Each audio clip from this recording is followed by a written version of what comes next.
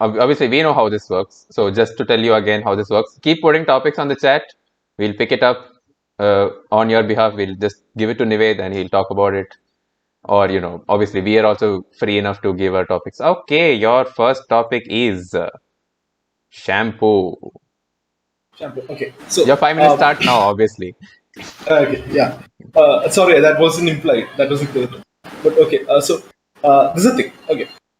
Shampoo is something that I have to use regularly because I have seborrheic dermatitis. People think it's dandruff. It's not. It's seborrheic dermatitis, and I have like a special medicated shampoo for that. The thing is, this shampoo just completely like ruins the way my hair looks untied. So I've always been like, okay, I need some conditioner to go. And the moment I do conditioner, seborrheic dermatitis goes haywire. So the thing with shampoo, right? The most fun I've had using shampoo was like when I was really young, when I didn't have this thing, and I used to like put shampoo on my mouth and all over my face, because then the shampoo would flow down and I can like blow bubbles with my nose and my mouth. And legit, I would spend like 2 hours in the shower just like playing with shampoo bubbles, and like the floor would be like completely covered in water because I'd like block the drain on purpose with a bucket or something, just so that I can have as many bubbles in the entire like bathroom area as possible. The problem with this is that the water would overflow, and for some reason my brother kept getting like a cold because like his my room didn't really have a bathroom attached. I used to go to his room, so for some reason my brother always used to get a cold, and he's a singer, so it's really problematic, and they never really figure out why. I don't know why I'm saying this with my shampoo thing, but I think maybe it's because I'm like running out of things to say about shampoo. So yeah, next up. Okay. Reading from the chat, sofa. So this is a true story. I'm a pyromaniac. If I do go to jail, I will go to jail for arson. Okay. Like if it comes up in the newspaper that like this person has been like caught, Nived Raj has been caught, it's probably for arson. Okay, I don't think I have the balls to commit any other crime.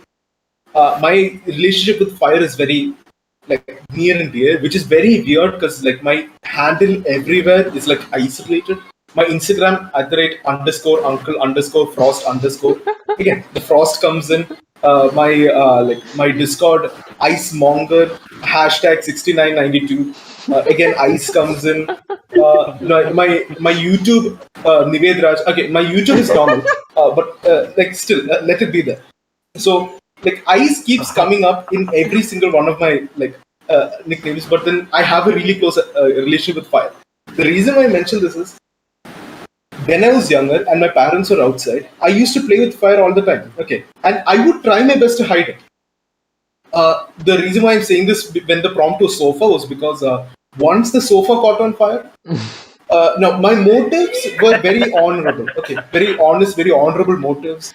There was like this huge group of ants in my living room, and I really wanted to kill them all. So I did what any sane person would do. I lit a candle. I took a aerosol spray, and then I just burned those motherfuckers. The problem is the fire went underneath the sofa, and the underside of the sofa caught on fire. So again, I don't expect this kind of strength coming from a 13-year-old, but I just flipped that motherfucker over, stamped it, and like extinguished it. And the entire house was covered in smoke. I tried my best to like ventilate it. Entire house is covered in smoke. And my mother came in and she's like, "What happened?" And I said, "Nothing. Nothing at all." And usually that's how it ends. I play with fire. I create a huge amount of smoke, but by the end of it, no one catches on.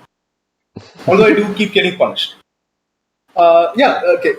Now punish me again. Give me another topic. Awesome. Please. You're approaching 5 and excellent time to get a last topic. Someone from here, give him a topic. BDSM. What? BDSM. BDSM. Okay. See, this is the thing. Okay, the way my brain works is kind of weird. The moment you said BDSM, I started thinking of Dungeons and Dragons. Just because, like, BDSM Dungeons and Dragons, like, I immediately made that connection. I'm not going to talk about Dungeons and Dragons. I'm going to go more directly into the topic of BDSM, but then it's a good tangent in my head, which I'll save for later. So, I I may not look like it, but I do watch a lot of pornography. So like, I actually have like a lot of stuff downloaded, saved on my laptop, and it's not even like the normal shit. Like I'm trying to hide it by like calling it different things or something like that. So I have like lists. I have properly labeled and marked every single video on my device.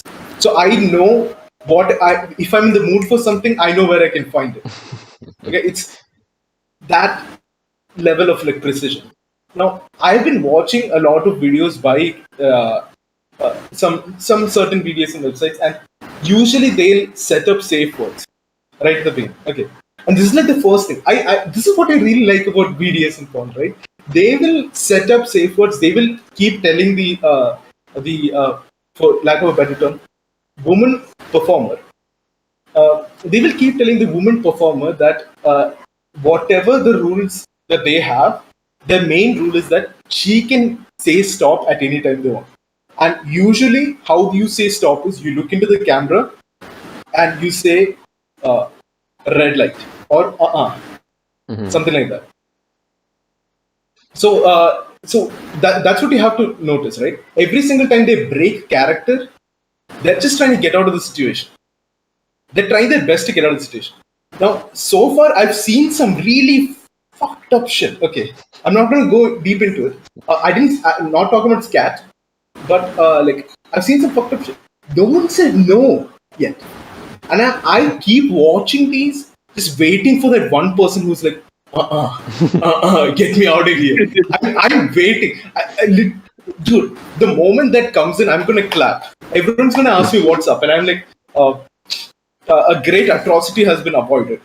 But I'm still going to be like standing ovation to that video because you guys should definitely check it out. Actually, I don't really have a Pornhub account or on OnlyFans, but you should check out the websites nonetheless because they have some really cool content in there. So much about like family relationships being maintained and good maintaining good rapport with your peers and your teachers and stuff. Basic accepting new members of the family. All good moral values are promoted here. So yeah, you guys should definitely check it out.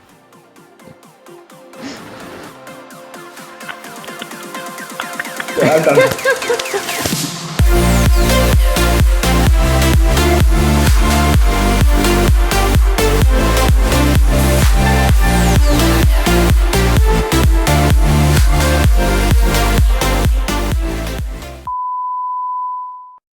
I want to give standing ovation, but I can't stand right now.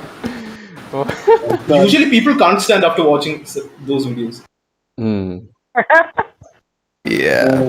I like to stand up and aim at like things. Usually people can't stand after doing those videos also.